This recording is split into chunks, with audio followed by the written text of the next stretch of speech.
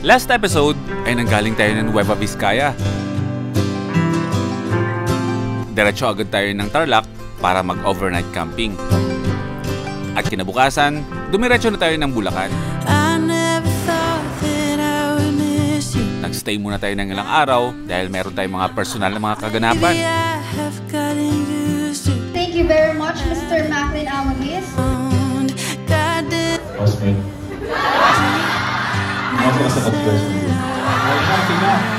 Nagkaroon din tayo ng chance para makasama ang mga first-timers. Hello po.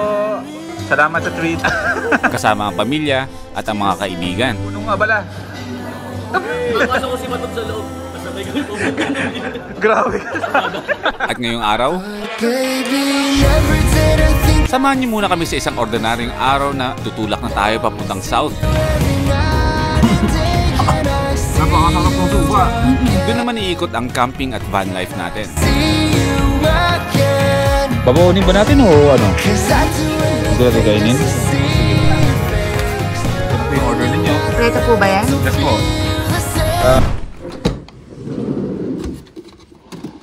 Nasaan yun? Nasaan yun?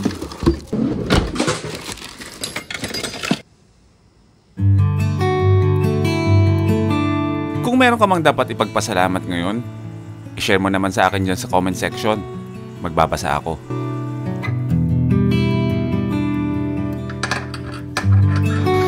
Kaya mo bang ibabayan mo isa?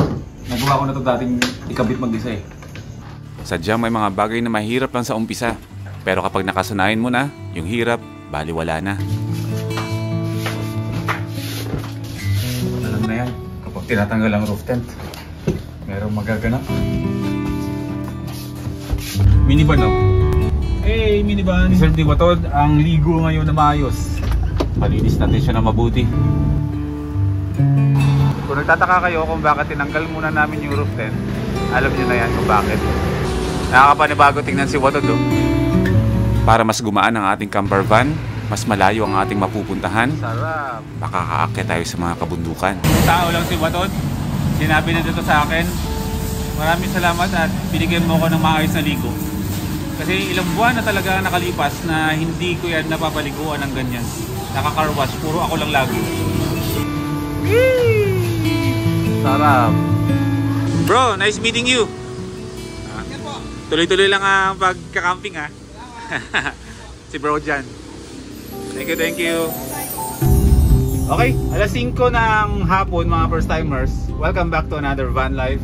Welcome back to another episode. Kasi hindi pa natin alam kung anong mangyayari sa episode na to. Nandito tayo ngayon sa Malolos, Bulacan. Katatapos nga lang nating magpa-car wash kay Watod. Loob, labas, ilalim. Kasingit-singitan niya ngayon ay napakalinis na. Pupunta lang tayo kay Kuya Richie, yung gumawa ng kanta na van life trip, si Agrimoto. Na-invite niya tayong pumunta sa bahay nila. Noon pa dapat yun, nung huling umuwi kami ng Malolos. Kasi nga, ini-invite niya tayong mag-dinner doon sa kanyang maliit na farm. Kasi nga, syempre, alam niyo naman yan, pag tayo mahilig tayo sa mga gulay-gulay.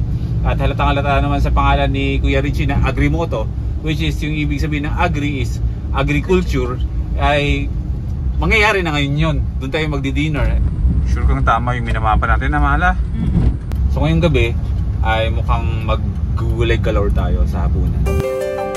Kahit madalas tayong bumabiyahe, may mga pagkakataon talaga na nakikipagkita ako sa mga ibang first timers. Para magkaroon ng sapat na oras at banding. Welcome na naman sa isang episode na Usapang Gulay.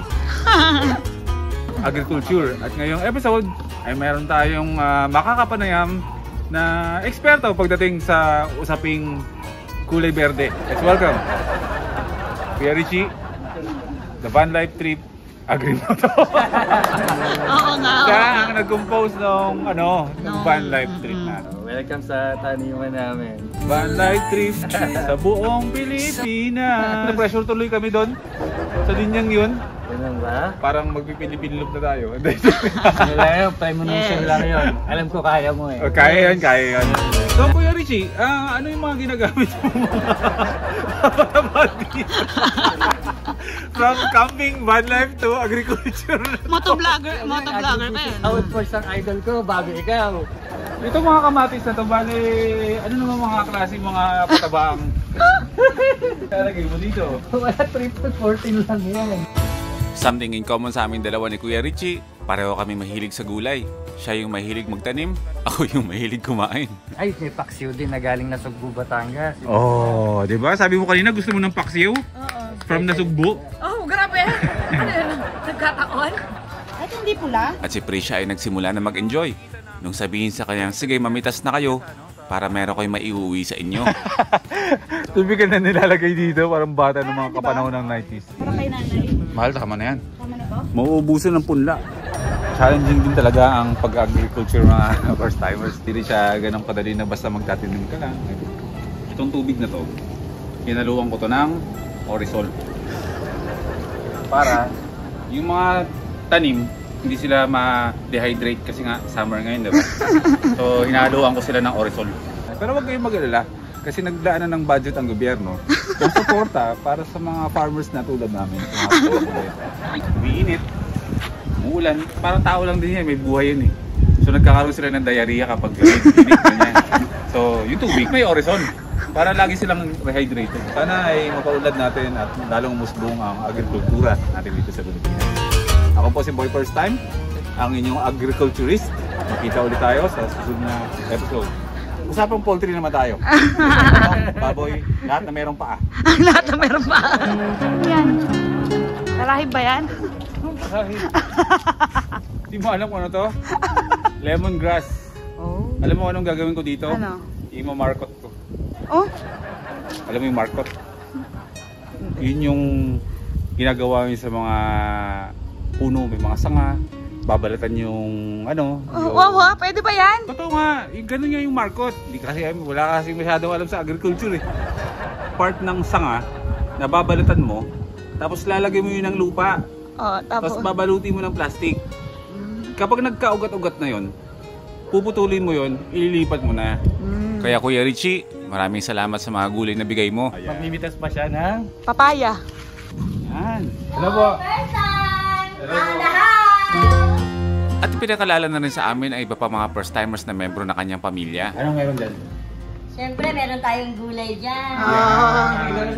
At saka? sa mga anak ko ha. Dam, fish, taksil. Wow. At saka?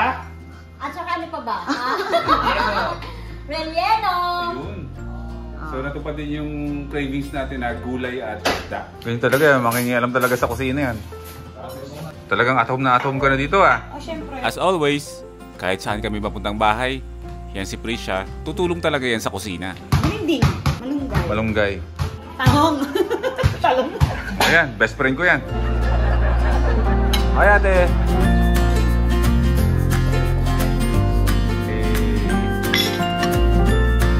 Happy Fiesta Malolos. Oh, may nakikialam na naman ng ano, ng kusina na may kusina ate. Sana madalas kayo dito. Parang kilala ko yung pinapanood niyo ah.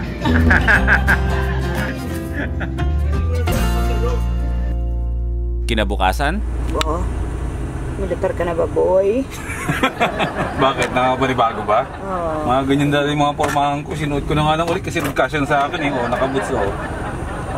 Diba? Pormahang Linkin Park yan to. This is what you ask for. Heavy is the crown. Ilang araw na kami dito sa Bulacan.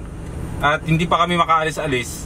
Kasi nga, may mga kaganapan tayo at sa mga susunod na upload sunod-sunod na yung biyahe natin, as in mag-van life na tayo. Medyo may camping pa rin mangyayari, pero syempre kapag sinabi nating van life is talagang bumabiyahe kami at tuloy-tuloy na pagtulog namin sa loob ng van. At after ditong vlog na to ay yun na yung mga masusubaybayan nyo, kasi may mga reason kung bakit kami umuwi dito sa Kapatagan, kasi nga pupunta kami ng South at yan yung mga dapat yung abangan. Ngayong araw ay napakahalaga din kasi ngayong araw ay pupunta tayo ng Bulacan State University kasi magtotok ako doon about tourism, about camping at yung mga outdoor activities, pagta-travel, mga ganyan-ganyan. Oh, yun na, masyado na akong mabango. Nag-aamoy kubeta na ako eh. Na may albatros. Ang gaan yung watod ngayon. No, napakagaan. Labag man sa kalooban ko mga first timers na tanggalin yung roof tent. Pero kasi kapag tayo ay babiyahe talaga ng ng malayo-layo, ay talagang kahit labag sa kalooban namin, ay tinatanggal talaga namin para makasave kami ng ng gasolina ba, para mas malayo yung mapupuntahan natin. Tapos yung lahat ng tulog natin ay dito sa loob ng camper van. Pero eventually naman yan, kapag ibabalik na naman natin. Tanggal balik lang gagawin natin sa roof tent para makatipid-tipid tayo sa gasolina. Excited ako ng kinakabahan kasi nga syempre haharap ulit tayo sa maraming tao. Pero ito kasi yung chance na, alam nyo yun, magabayan natin yung mga kabataan ngayon. Kasi syempre, ang henerasyon kasi ng mga kabataan ngayon is lamon na lamon sa social media, sa internet. So isang pribilehiyo sa atin na tulad sa atin na binibigyan natin ng pagpapahalaga yung kalikasan, is ito yung chance natin na may extend natin yung knowledge natin para kung paano pahalagahan at mahalin yung kalikasan natin sa pamamagitan ng pagka-camping ba, para hindi lang puro internet ang nasa isipan ng mga kabataan ngayon, kundi yung tinatawag na outside world ba. Kasi lahat ng mga kabataan ngayon nagkukulong na lang wala na activity sa buhay, puro internet na lang talaga Bulacan State University. So parang meron yata parang 200 plus mga students na i-share natin yung ating knowledge ba pagdating sa pagta-travel. Parang nanumbalik ako sa sa kapanahunan na ako ay estudyante. Wala kayong mapupulot ng kabutihan sa akin ng estudyante ako Napakabulakbol ko tapos nagtutok ko sa school. Pero syempre i-share natin yung maayos kasi tayo ay natuto naman after na school Doon tayo na namulat sa totoong buhay nung pagka-graduate natin, hindi during the school days ba, hindi nung high school, hindi nung college. Ang hamon ng totoong buhay pagkatapos mong lumabas sa school, doon ka matututo. Kaya yun ang ituturo natin sa kanila ngayon. Mabigat na task ito, pero willing akong ituro sa mga estudyante lahat ng nalalaman ko. Welcome to Cebu Pacific Building. Hello po. Hi po. Pa-picture ka na dyan. Hello. Hi sir. Hi ma'am.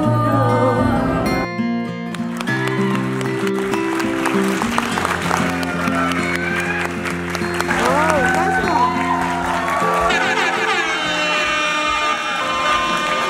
Magandang hapon po sa lahat. Housemate. Nasa sa construction room. Sina. Speed window ako. Kaya yun, naging vlogger ako ngayon dahil nasa speed ako. Napakagandang experience, Bulacan State University. Maraming salamat po. Once again, thank you very much, Mr. Macri Amadis.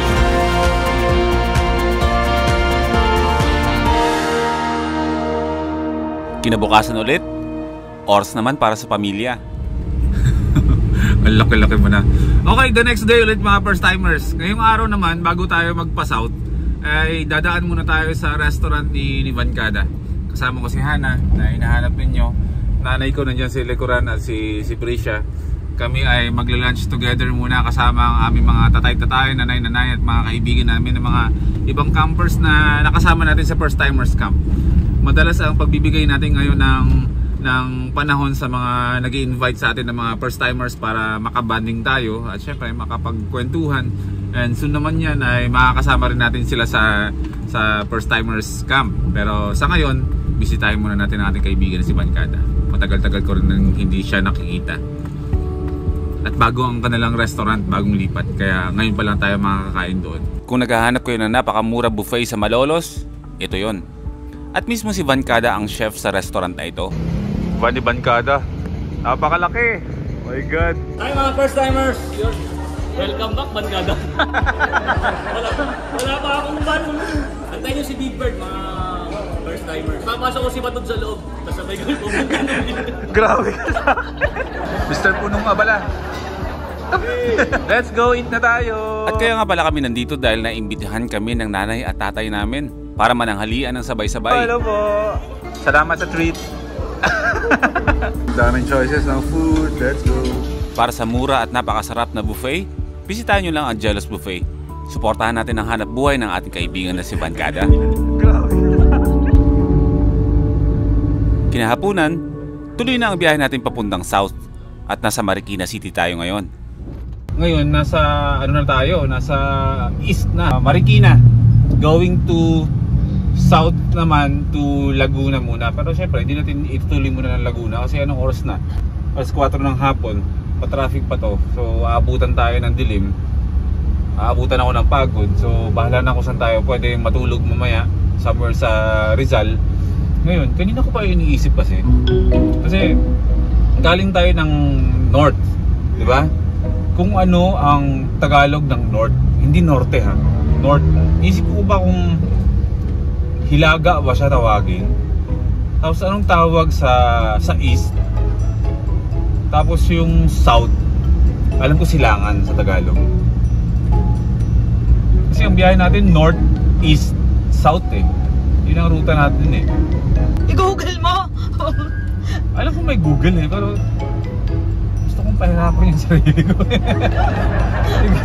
I-google nga natin, hindi na matarok ng ano ko eh, ng isipan ko eh. Kung ano pa niya iniisip yan. Iniisip yun eh, isa lang alam ko. Hilaga, Kanlungan, Silangan. Pero pag isa, north, east, west, south yan eh. Silangan lang ang alam ko. I-google mo na. Kaya diba, kahit napakatahimik ko kanina pa, yan yung tumatakbo sa isip ko. Kaya kung ano, Google mo na lang alam mamaya-maya, sabihin mo na sa akin. Aba, ikaw na. Sige. Para alam mo talaga kung ano yung gusto mong hanapin. Kanluran, Hilaga, Silangan. Ano pa yung isa? First timers, i-comment nyo dito ko. Paki-comment sa comment section mga first timers kung ano ang Tagalog ng North, East, West, and South. Ay, comment nyo dyan mga first timers, di ako mag-google. Gusto ko malaman sa mga first timers. Sige. Gasap muna tayo.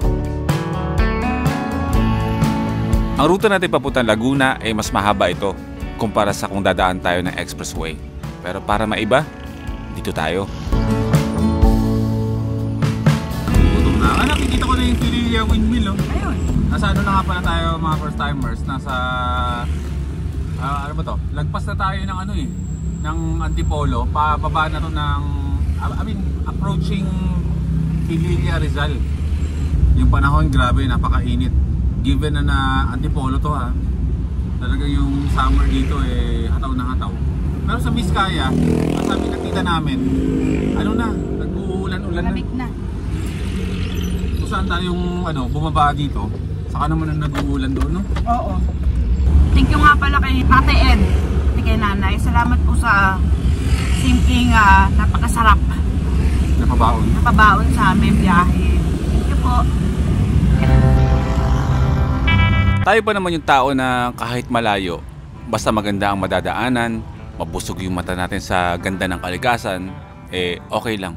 Ang sikreto lang naman doon, huwag kang magmadali. Enjoyin ang biyahe. Enjoyin ang bawat tanawin na nakikita natin habang tayo nasa daan. There's a charge in the room. Welcome to Morong, where education is first. Yung aircon namin dito sa minivan, hindi na siya ganun kalamigan. Paggabi malamig, pero pag ganitong tag-init, hindi na talaga. Kailangan na siyang palitan ng freon, dagdagan ng freon. Pagkababa namin ng kabundukan, Nasa Tanay Rizal na tayo ngayon mga first timers. Tap-over muna kami dito sa sulok. Kaya binili mo? meron kami nakita nagtitinda ng balot sa daan. Okay, dalawa tayo. Yes. Okay. Aircon. Aircon ang init. Ay! Smio. Hapon na pero ganun yung init. Saan yung suka natin? Kamahal ko. Ang ginawa na lang namin, nag-food trip na lang kami along the way. Ginagawa namin ng paraan hanggang sa lumubog na ang araw. Problema natin mamaya nito, yun ang isip namin na lugar na kung saan gusto naming mag-sleep over. Madilim na tayo dadaan doon, mahal, diba? Doon na yun, lower... Anong lugar na ba yun? Going to Santa Cruz na yun. Tignan pa natin mga first timers kung yung lugar malamig mamaya pag nadaanan namin ng gabi. Pero kapag mainit at ganito pa rin na hulas kami, ay maaari didiretso na kami ng Bahay Laguna. Hindi na tayo lalaban sa kalye. Total naman sa susunod na episode ay bubiyahe naman na tayo pa anong area natin? Laguna to Quezon. Lukban to Quezon, yan yung mga ruta natin na pupuntahan. So, tingnan natin, huwag natin pilitin para komportable tayo kasi ang hirap dun eh. Correct. Ganito talaga ang struggle kapag yung sasakyan, minsan sasakyan ka natutulog. Marami tayong dapat i-consider, tsaka hindi pa naman kasi tagulan, taglamig eh. Medyo hindi talaga komportable. Napakasarap ng suka. Sabi ni nanay, niluluto pa daw niya. Sino sa inyo dyan ng mga takot kumain ng balot? Kumakain na naman kayo ng isang buong itik. Thank you Lord, nakakain ulit ako na mabuti. Nakakain ko na ulit mga first timers yung mga pagkain kinatakutan kong kainin. Okay naman pala ako. Ang dami mo na cravings eh. Isa rin talaga sa mga dahilan kung bakit ako nabawasan ng timbang ay dahil natakot akong kumain sa labas. Nagkataon kasi ng tinamaan tayo ng traveler's diarrhea noon. Kakakain natin sa labas. Kaya feeling ko noon, lahat ng mga pagkain kakainin ko, may germs. Pero nung nabawasan ako ng timbang, tinuloy-tuloy ko na. Mas magaan ang pakiramdam ko ngayon. Magaan at hindi hinihingal. Pataba! Ay, hindi na pwede. Hindi nyo na ako makikitang magiging mataba mga first timers. Saka ako nga pala, lilinawin ko lang no. Bibigyan ko yun ng kalinawagan. Kasi kung nagtataka kayo kung bakit umimpis yung aking pisngi, may dahilan yan. Kasi meron ako nag-iisang bagang dito mga first timers. Siyempre may nag-aalaga sa akin sa ngipin ko, yung dental talk. Ang bilin sa akin ni Doc ay ingatan mo yung mga ngipin mo. Eh ako, kumain ako ng matigas. Hindi ko alam matandaan kung anong kinain ko. Nagtataka ako kung bakit parang nauga-uga na yung bagang ko dito. Kasi nag-iisa na lang yun dito eh. Pumunta ako sa kanya. Pagka-check niya, yung nag-iisang bagang ko pasag. Wala nang chance para isalba pa. So talagang bunot. So sabi ko kay Doc, Doc, anong mangyayari kapag tinanggal na to? Iimpis yung pisngi ko. Kaya kung napapansin nyo, hindi na pantay yung mukha ko ngayon at akala nyo talaga yung sobrang pahit ako. Pag tinignan nyo ako sa personal mga first timers, tama lang yung katawan ko. May nagbago talaga sa mukha ko. Yung dito ko mataba, yung dito ko hindi kasi lumubog na yung dito ko kasi nga nabasag yung bagang ko. Yan ang katotohanan ng aking mukha kung bakit nag-iba ang hugis ng aking mukha. Yung nagda-diet tayo. Tsaka nagda-diet naman kami dun talaga. So, nalungkot kami dalawa nito kung nabasag ko yung bagang ko eh. Siyempre, mahirap yun eh. Eh, ang mahal pa naman ng Okay na. Wala problema. Tuloy tayo sa biyahe. Mahaba-haba pa. Mga nasa 3 oras pa eh. Tignan natin. Pag lumamig ang panahon mga first timers, doon sa pupuntahan natin, magsi-sleep over tayo. Kapag hindi, uwi tayo ng bahay sa bae. Next episode, tuloy-tuloy na tayo sa biyahe. Okay? Barbecue ha? Oo, tapos rice. Nice. Nakakain lang natin ng barbecue. Talagang yung cravings natin ngayon, no? Yung barbecue, no? Sinubukan ko nga pala mga first timers, sinubukan ko magkape kasi ang tagal ko na nagkakape, di ba? Hindi nagkakape. Tagal ko na hindi nagkakape kasi nga ina-acid, which is common naman sa karamihan na kapag nagkakape, sumisipa yung acidity. Ang tagal-tagal ko hindi nagkakape. Tapos nagkape ako ulit, ina-acid ako. Sabi ko, hindi na ako magkakape ulit, balik ako sa Tiagad eh. Nadala ka bigla, no? Nadala ako lalo eh. Sabi ko, wag na subukan. Magtsaan na lang. Tumatanda na kasi ang inyong boy first time. Kaya kailangan maingat na tayo sa katawan.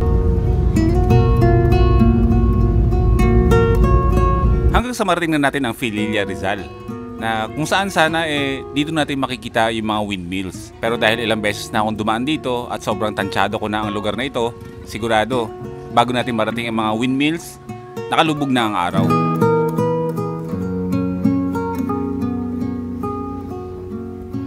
At sa wakas, meron kami nadaan ng ihaw-ihaw. Ito na rin ang magiging hapunan namin. Babaunin ba natin o ano? Dito na kainin. Dito natin kainin? O sige. Sasaway mo na. Yung barbecue niyo po ma'am, paparating na po. Ay, salamat. Konti na lang ha. Medyo haba niyo po yung pasensya niyo. Hindi, okay lang po, sir. Okay lang? Oo. Yung mga gusto kong customer. Ano po yung order ninyo? Kompleto po ba yan? Yes po. Dinugo ang dugo. Dinugo ang dugo. Opo. Tapos atay po ito ng Trinoceros. Ano yun? Kind of dinosaur. Wow, meron ba nun dito? Meron. Tapos meron ditong isaw ng bulate. Isaw ng bulate. Yan po yung mga specialty namin. Tsaka may barbecue po dito. Ano naman yan? Laman ng ano yan? Lizard. Pink lizard. Rare. Rare? Oo. Tapos ito po yung can. Ayan, yung kanin na yan. Saan naman yan? China. Wow, nag-aangkat ka pa sa China? Ganun tayo eh. Siyempre mag-aangkat sa China imbis na palay natin ng mga Pinoy. China. Ganun ba yun? Pero masarap ba? Matabang. Alam mo ba, Mali, itong lugar na to? Sobrang memorable to sa amin. I mean, lalo sa akin at saka yung motor ni Juan. Kasi yung pinaka-huling araw namin nung nag-Philippine Loop kami, yung pinaka-huling Philippine Loop namin, dito sa kubo na to, kami halos mawala na ng ulirat. Dahil sa pagod namin kasi mula Sorsogon, inabutan na kami ng sikat ng araw dito kami nakatulog. Yun ang pinaka-memorable na last day ng Philippine Loop namin na talagang kinakaya na lang namin na umuwi ng Bulacan. Shoutout kay bro, motor ni Juan. Mga memories namin yung Philippine Loop. Isa to, talagang wala na kaming lakas. Kailangan na talagang itulog. Wala na kaming pake sa mga gamit namin sa motor. As in, hinto dyan, tulog talaga. Bro, motor ni Juan. Gusto mo bro, isa pa? Patingin mo, mahal. 4 wheels na talaga. Para komportable tayo.